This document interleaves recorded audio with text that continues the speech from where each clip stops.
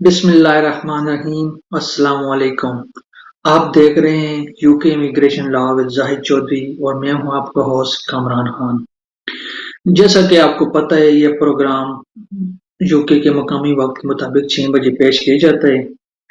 इस प्रोग्राम में हम immigration law, asylum, nationality law, family law, divorce law और बच्चों के जो मामलात होते हैं इनके मुताबिक जो आप लोग सवालात पूछते हैं उनकी रोशनी में यह प्रोग्राम तरतीब दिया जाता है।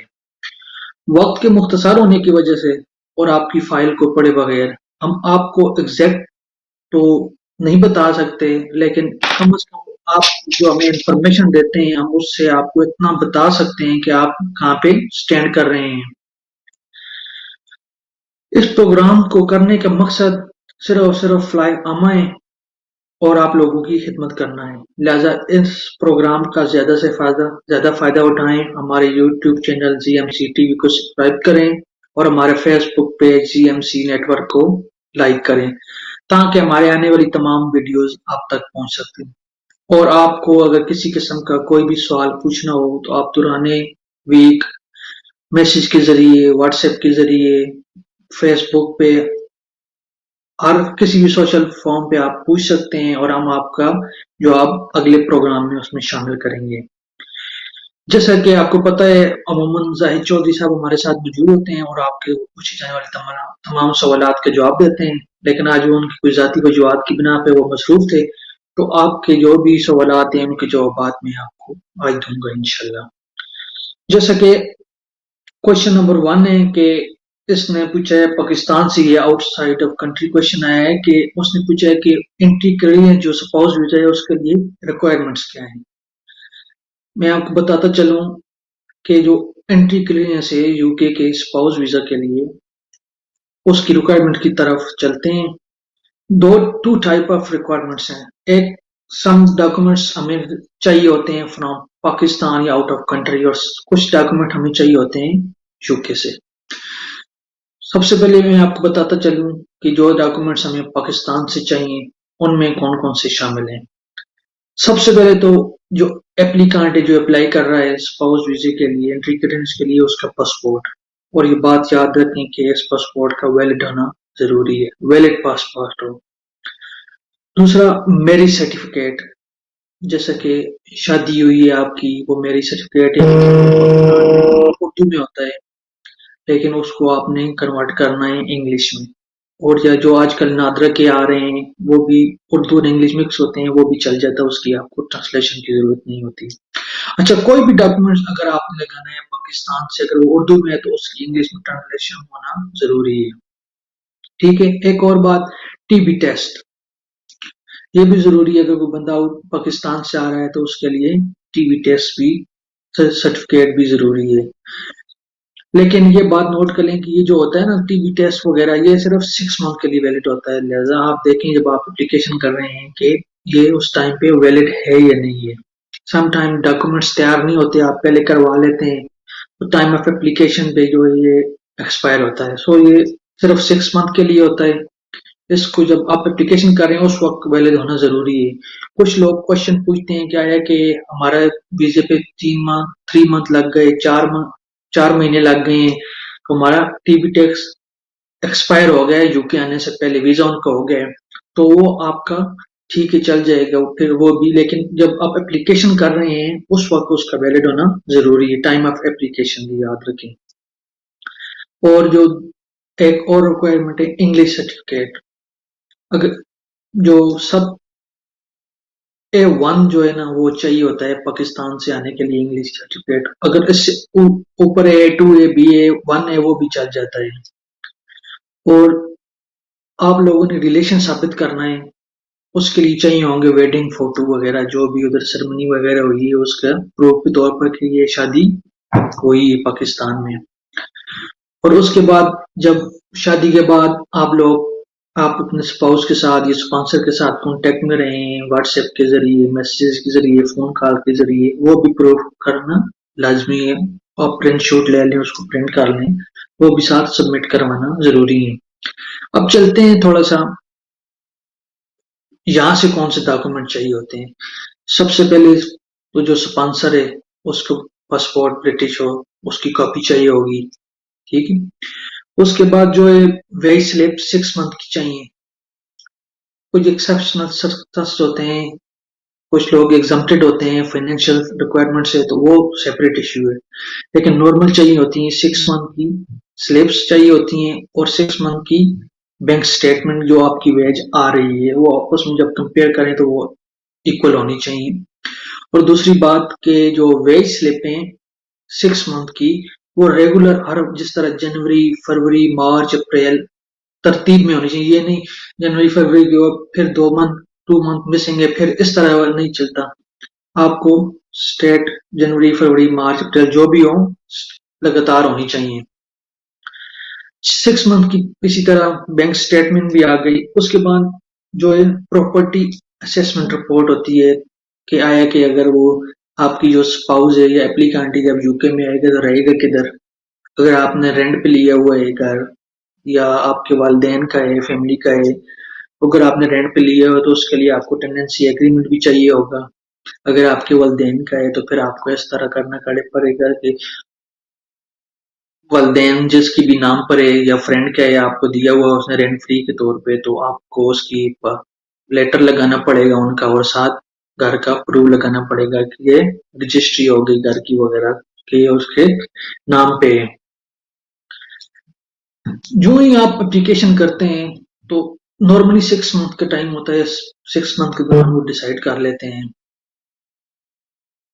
जब ये डिसाइड करते हैं तो वो आपको पासपोर्ट पर 6 मंथ का वीजा, सॉरी 6 मंथ का नहीं, आपको 28 दिन का वीजा देते हैं। लेकिन आप आजकल क्योंकि कोरोना वगैरह का पेंडेमिक चल रहा है तो इस वजह से आजकल 3 महीने का दे रहे हैं, और इस दौरान आपको ट्रेवल करना होता है। किसी वजह से आप ट्रेवल नहीं कर सकते तो आप उसको फिर एक्स्ट्रा एप्लीकेशन दे के उसको एक्सटेंड करवा सकते हैं। उसके बाद जब आप आते हैं यहाँ यूके, यहाँ जो आपने एप्लीकेशन में एड्रेस वगैरह लिखा हुआ होता है, जहाँ पोस्ट ऑफिस वगैरह जो भी लिखा होता है, जहाँ से वहां से आप कलेक्ट करते हैं, और वो आपको वीजा होता है 2.5 साल का। अमूमन 1-2 मंथ का एक्स्ट्रा होता है, लेकिन अमूमन सॉरी 2.5 साल का वीजा होता है पहला जो होता है। उसके बाद जब वो 2.5 साल कंप्लीट होते हैं तो फिर आपको अप्लाई करना पड़ता है फर्दर लीव टू रिमेन के लिए। फर्दर लीव टू रिमेन के लिए फिर सेम रिक्वायरमेंट्स हैं, वेज स्लिप बैंक स्टेटमेंट। और ये सॉरी मैं आपको ये बात बताता चलूं कि जो वेज स्लिप और बैंक स्टेटमेंट जो आपकी वेज है ना वो 18,600 से ऊपर होनी चाहिए, तब आप आपको अपने जो स्पाउस है उसको बुला सकते हैं। अगर बच्चे हैं वगैरह तो फिर उसको आप एक्स्ट्रा आपको चाहिए होती है। उस 18,600 जब आपके स्पाउस इधर आ जाता है तो जब आप उसके फर्दर लीव टू रिमेन के लिए अप्लाई करते हैं, एक्सटेंशन के लिए अप्लाई करते हैं, तो फिर भी आपको 18,600 शो करना पड़ता है। अब ये बात है, आप अपनी और अपने स्पाउस दोनों की मिलाकर भी 18,600 पाउंड शो कर सकते हैं। ठीक है। अगर फर्ज करें आप फाइनेंशियल रिक्वायरमेंट पूरी नहीं करते तो आप फिर FLRM की जो वीजा है ना उसके लिए आप 5 ईयर रूट पे आप नहीं जा सकते। फिर अगर आपके बच्चे वगैरह हैं या एक्स्ट्रा सर्कमस्टांसेस हैं तो फिर आपको 10 ईयर रूट में डाल देते हैं। फिर उसके लिए आपको इंग्लिश टेस्ट वगैरह की जरूरत नहीं होती, लेकिन फिर जब आप उसको IEL करेंगे 10 साल बाद फिर आपको इंग्लिश टेस्ट और लाइफ एंड यू के पास करना पड़ेगा। अच्छा अभी चलते हैं FLRM की तरफ, उसकी रिक्वायरमेंट्स क्या है।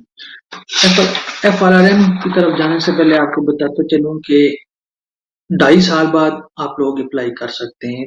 आपके 2.5 साल पूरे होने से 28 डे पहले भी आप अप्लाई कर सकते हैं। कुछ लोग कहते हैं कि नहीं, जब आपका कार्ड खत्म हो तो उससे 28 डेज पहले उससे भी पहले आप अप्लाई कर सकते हैं, 28 दिन पहले अप्लाई कर सकते हैं। लेकिन आपकी जो लास्ट डेट होती है वो जो कार्ड पे डेट होती है उसके अंदर अंदर आपको अप्लाई करना होता है। लेकिन जो टाइम लिमिट है वो 2.5 साल है, और 2.5 साल अगर पूरे होने में 28 दिन बाकी हैं तो आप फिर भी अप्लाई कर सकते हैं। ऐसी कोई बात नहीं है कि आप अप्लाई नहीं कर सकते। फर्दर लीव टू रिमेन के लिए भी यही रिक्वायरमेंट है, आपके पासपोर्ट का वैलिड होना जरूरी है, जो भी ट्रेवल डॉक्यूमेंट है उसका। अगर नहीं भी है तो आप वो रीजन देंगे भी क्यों नहीं है। आपको BRP देना पड़ता है, अगर वो पूछते हैं आप क्यों नहीं देना चाहते, वो गुम गए, वो आपको सारी डिटेल देनी पड़ेगी फिर। उसके लिए भी इंग्लिश टेस्ट अभी आपको A2 करना पड़ेगा फर्दर लीव टू रिमेन के लिए। अगर आप B1 कर लेते हैं इस हायर A2 से तो आप वो भी यूज कर सकते हैं। सेम थिंग 18,600 पे 6 मंथ की पे स्लिप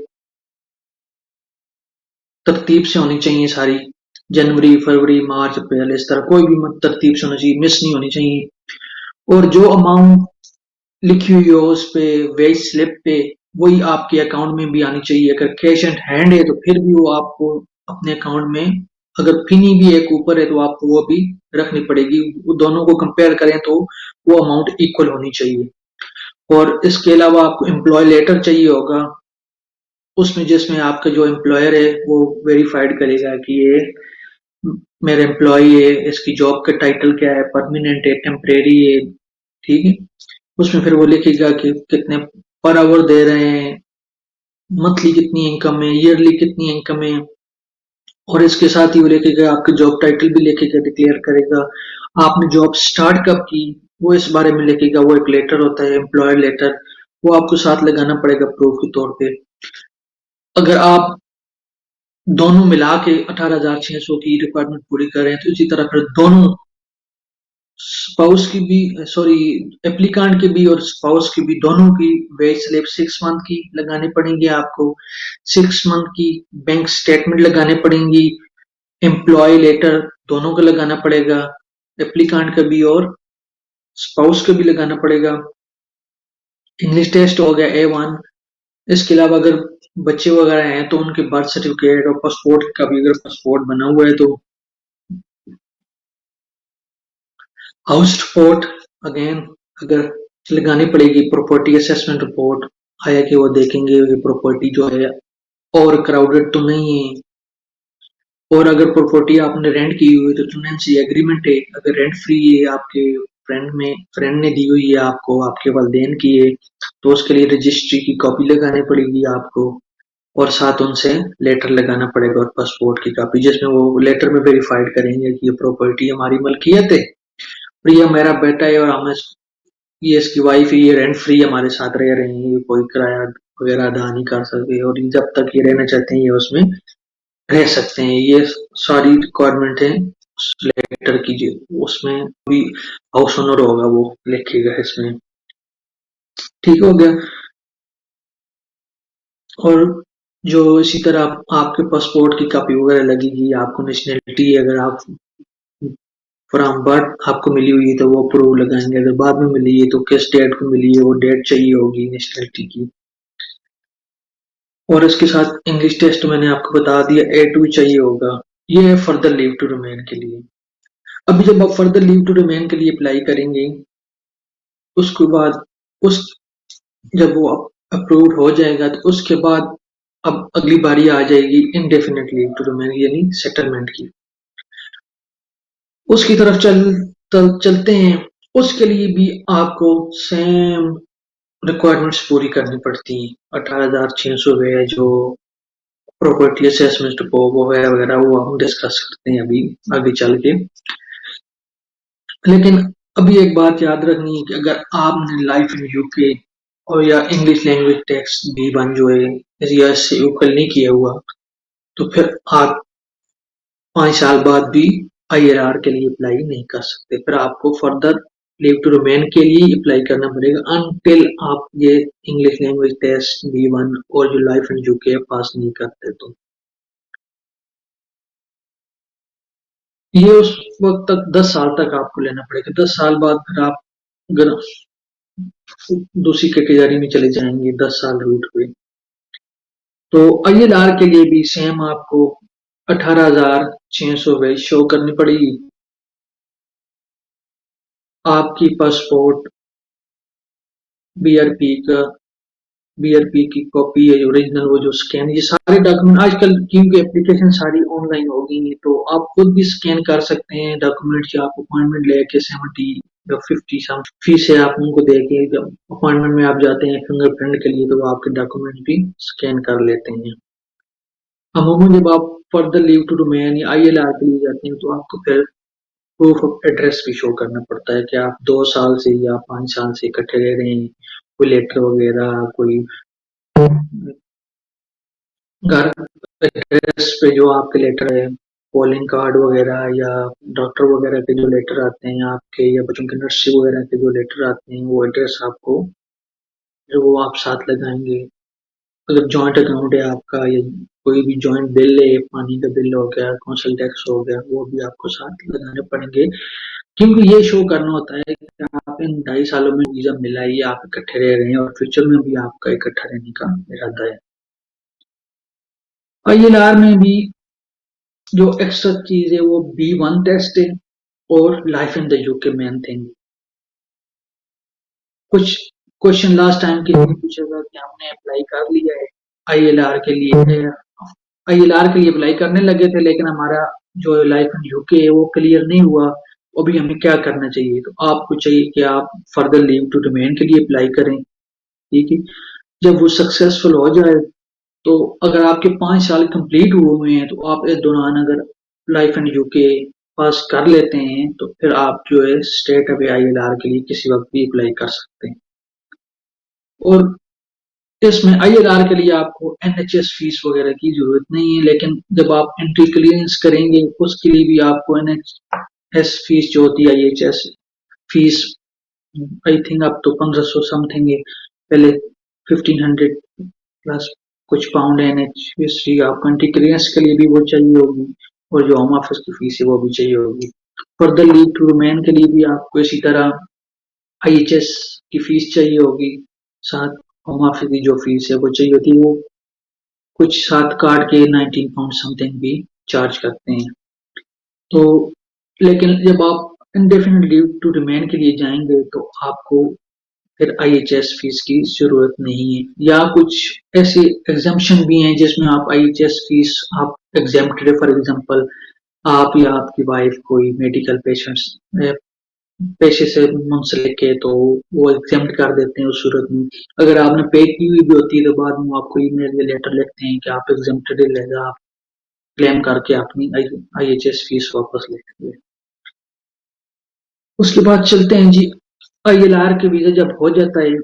अच्छा, मैं आपकी बात बताता चलूँ, कुछ लोग कहते हैं कि जब आपको एक्सटेंशन मिलती है 2.5 साल की वीजे की, उसमें तो 3 महीने एक्स्ट्रा होते हैं, कि वो जब कार्ड खत्म होगा तो उससे 28 दिन पहले आप अप्लाई कर सकते हैं। ऐसा बिल्कुल भी नहीं है। जब आपके 5 साल इस कंट्री में कंप्लीट हो जाएं, तो आप उससे 28 डेज पहले अप्लाई कर सकते हैं, before the completion of 5 years, या उसके बाद किसी भी वक्त आप अप्लाई कर सकते हैं। इसी तरह जो भी फीस है होम ऑफिस की, उसके बाद नेचुरलाइजेशन के प्रोसेस आ जाता है। आज तो मैंने तकरीबन पूरा प्रोसेस शुरू से स्टार्ट करके आखिर तक रह गए, नेचुरलाइजेशन की तरफ आते हैं अभी। नेशनलाइजेशन के लिए कहते हैं जी इंडेफिनिट लीव टू रिमेन, और उसके बाद आपको साल वेट करना। जी नहीं, अगर ऐसी कोई बात नहीं है। अगर आप स्पाउस वीजे पे आए हुए हैं पाकिस्तान से या किसी दूसरे कंट्री से, तो फिर आपको 1 साल वेट करने की जरूरत नहीं है। आप स्टेट जो ही आपका ILR के एप्लीकेशन अप्रूव होती है, आपका कार्ड आता है, आप सेकंड डे भी नेचुरलाइजेशन के लिए अप्लाई कर सकते हैं। उसके बाद जब आप अप्लाई कर, 2 स्टेप है नेशनैलिटी के लिए। सबसे पहले आपको नेचुरलाइजेशन के लिए अप्लाई करना पड़ता है, उसके बाद आपको पासपोर्ट के लिए अप्लाई करना पड़ता है। लेकिन ऐसा प्रोसेस भी मौजूद है कि आप नेचुरलाइजेशन के लिए अप्लाई करते हैं और साथ ही पासपोर्ट के लिए भी अप्लाई कर लेते हैं। ये बिल्कुल आप कर सकते हैं, ये सभी ठीक है। मौजूद थोड़ी सी फीस एक्स्ट्रा है इसमें। अच्छा जी, क्वेश्चन नंबर जो आया है कॉल के, आउट ऑफ कंट्री हूँ मैं, ILR के लिए अप्लाई कर। जी नहीं, आपको अगर अप्लाई करना है ILR के लिए, तो आपको इन कंट्री होना जरूरी है। यूके में होंगे तो आप ILR के लिए अप्लाई कर सकते हैं। नहीं कि आप यूके से बाहर बैठे हैं, आपका वीजा एक्सपायर होने वाला, तो आप कहते हैं मैं वहां से अप्लाई करूँ। नहीं, आपको वीजा खत्म होने से पहले इस कंट्री में आना पड़ेगा और जहां से अप्लाई करना पड़ेगा।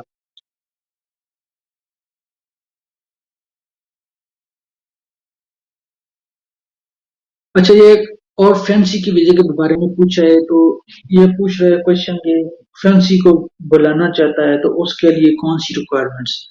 देखिए जी, फैंसी जो का वीजा है या स्पाउस वीजा है मैरिज का, दोनों के लिए सेम ही रिक्वायरमेंट्स हैं। फ्रेंड्स के लिए एक रिक्वायरमेंट्स ये भी है, आप उसको लाइफ में मिलना ज़रूरी है, आपकी मुलाकात होनी चाहिए नंबर 1 बात जो है आपके फ्रेंड्स वीज़े के लिए ज़रूरी है कि आप उससे मिलें, बातचीत हुई है, ठीक है? उसके बाद आपको कुछ एक्स्ट्रा चीज़ें चाहिए फॉर एग्ज़ाम्पल जिस तरह आपको रजिस्ट्रार ऑफ़िस की अपॉइंटमेंट चाहिए होती है, आप उसमें और जो आपने सेरेमनी वगैरह बुक करने के लिए हॉल वगैरह बुक किया होता है, वो चाहिए होती है अपॉइंटमेंट वगैरह जो भी हो। जब आप फैंसी वीज़ा के लिए अप्लाई करते हैं तो आपको ये चीज़ें चाहिए होती हैं उन ताकि आप ये रिक्वायरमेंट्स ये हैं कि आप आएँगे इधर, आपकी अपॉइंटमेंट बुक हुई हुई है रजिस्ट्रार ऑफिस के साथ और आपकी सेरेमनी की भी बुक हुई है, हॉल वगैरह भी बुक हुआ हुआ है, ये आपने साथ प्रूफ के तौर पे लगानी है। इन दिनों कोरोना कोरोना की वजह से अपॉइंटमेंट नहीं मिल रही या इस किस्म का है तो आप सिर्फ अपॉइंटमेंट के लिए अप्लाई करें, अगर आपको रिफ्यूज करते हैं या वो कहते हैं कि हम अवेलेबल नहीं है तो आप वो साथ लगा सकते हैं, कह सकते हैं कि हमारा अच्छा एक बात और जब आप मैं फैंसी वीजा के बारे में बता दूं ये कहते हैं फैंसी वीजा जब आपको इश्यू होता है या मैरिज विजिटर वीजा भी इसको कहते हैं, ये 6 मंथ के लिए होता है। 6 मंथ के लिए होता है जबकि जो स्पाउस वीजा है वो आपको पहले 28 दिन या 3 महीने का देते हैं, फिर वो पहले वीजा आपका 2.5 साल का होता है, आप 2.5 साल बाद एक्सटेंशन अप्लाई कर सकते हैं। आप अगर फ्रांसी की वीजा पे इस कंट्री में आते हैं तो वो आपके 6 मंथ के लिए वैलिड होगा। उस 6 मंथ में आपने फिर अपनी शादी भी रजिस्टर करवानी है, सेरेमनी भी करनी है और आप उस वीजे को जो भी 6 मंथ का वीजा है उसको आपने फिर कन्वर्ट करना है स्पाउस वीजे में, ठीक है? और भी फिर जब आप स्पाउस वीजे के लिए अप्लाई करेंगे यहाँ से यूके से आप कर सकते हैं तो फिर आपको 2.5 साल का वीजा मिलेगा।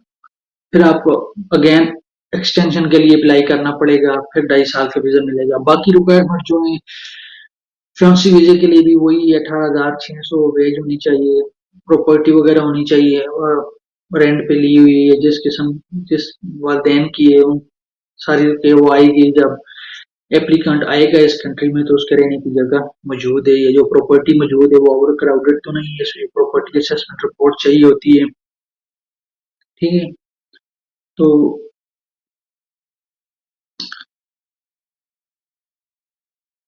सेम रिक्वायरमेंट्स हैं जैसे कि मैंने आपको बताया है फ्रांसी वीजे की और स्पाउस वीजे की, लेकिन फ्रांसी वीजे में आपको ये बताना पड़ता है फ्रांसी वीजे के लिए आपको यूके उस कंट्री में जाना जरूरी नहीं, आप फ्रांसी को मिल सकते हैं किसी और कंट्री भी मिल सकते हैं, सिर्फ आपका फ्रांसी के साथ मिलना जरूरी है।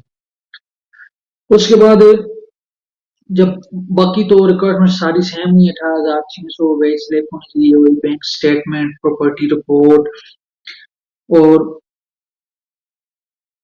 जैसे जब आप अप्लाई करेंगे फिर यहाँ पे आफ्टर 6 मंथ स्पाउस वीजा के लिए तो फिर सेम मैरिज सर्टिफिकेट और wedding photo, family photo, accommodation report, bank statement, employ letter, तो ये तकरीबन दोनों वीजा सेम ही है लेकिन ये थोड़ा सा डिफरेंस है क्योंकि वो 6 मंथ के लिए मिलता है और ये दूसरा वीजा जो है स्पाउस वीजा 6 मंथ के लिए मिलता है और जो स्पाउस सॉरी फ्रांसी वीजा जो है वो 6 मंथ के लिए मिलता है और जो स्पाउस वीजा होता है वो आपको 2.5 साल के लिए मिलता है। क्वेश्चन नंबर जो एक और पूछ रहा है कि मेरा जो बीआरपी कार्ड है वो गुम हो गया है तो क्या आया कि मैं उसके लिए जी बिल्कुल, अगर आपका बीआरपी वगैरह गुम हो गया तो आप उसकी के लिए अप्लाई कर सकते हैं, वो आपको कुछ फीस वगैरह अगर हुई तो चार्ज करके आपको उसको आपको नया दे सकते हैं, इसमें कोई ऐसा मसला नहीं है कि आपको वो नया बीआरपी है नहीं इशू करेंगे, जरूर करेंगे। एक और क्वेश्चन है कि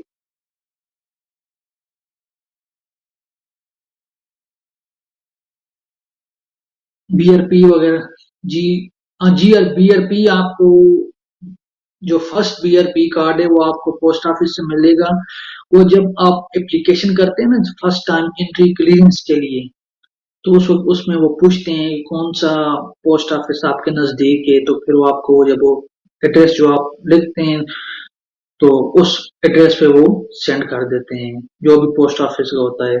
लेकिन जो ही आपका वीज़ा सक्सेसफुल होता है, तो वो आपकी जो पासपोर्ट पे स्टैम्प होती है 2.5 डेज़ की, उसके साथ एक आपको पेपर वगैरह देते हैं जिसमें लिखा हुआ होता है कि आप यूके पहुँच के इस एड्रेस पे आप कलेक्ट कर सकते हैं, वो आपको पर्सनल जाना ज़रूरी है। तो उम्मीद करते हैं आपको आज का प्रोग्राम पसंद आया होगा। इस प्रोग्राम में मेरी तो तकरीबन जो भी कोशिश थी, मैं अपने फुल जितना बता सकता था एंटी क्रेनेस वीजा के बारे में वो बता दिया है। फर्दर लीव ये प्रोसेस है ना, जब आप यूके के लिए अप्लाई करते हैं शादी के बाद, तो पहला वीजा जो होता है वो एंटी क्रेनेस का होता है, ठीक है। अगर वो आप उसको सक्सेसफुल होता है तो आप फिर यूके आ जाते हैं। आपको 28 डेज का या आज का 3 मंथ देते हैं और इधर ट्रेवल करते हैं। फिर आप यहाँ आके कार्ड के लिए कार्ड आया हुआ होता है पोस्ट ऑफिस, आप वहाँ से कलेक्ट कर लेते हैं। फिर आप उस कार्ड पे ऑलरेडी 2.5 साल का ये थोड़ा सा 1 2 3 महीने वो एक्स्ट्रा आपको दे देते हैं। तो आप उसके बाद फिर आपको फर्दर लीव टू रिमेन के लिए अप्लाई करना पड़ता है। फर्दर लीव टू रिमेन के बाद फिर जो नेक्स्ट स्टेप है वो ILR है, indefinite leave to remain settlement visa. उसके बाद फिर आप नेशनलाइजेशन के लिए अप्लाई करते हैं। तो उम्मीद करते हैं आपको आज का प्रोग्राम पसंद आया होगा। आपके ज़हन में अगर किसी किस्म की क्वेश्चन है तो आपको, जैसा कि मैंने आपको बताया कि हमारा GMC जो नेटवर्क है, पेज है फेसबुक पे, आप उसको लाइक करें।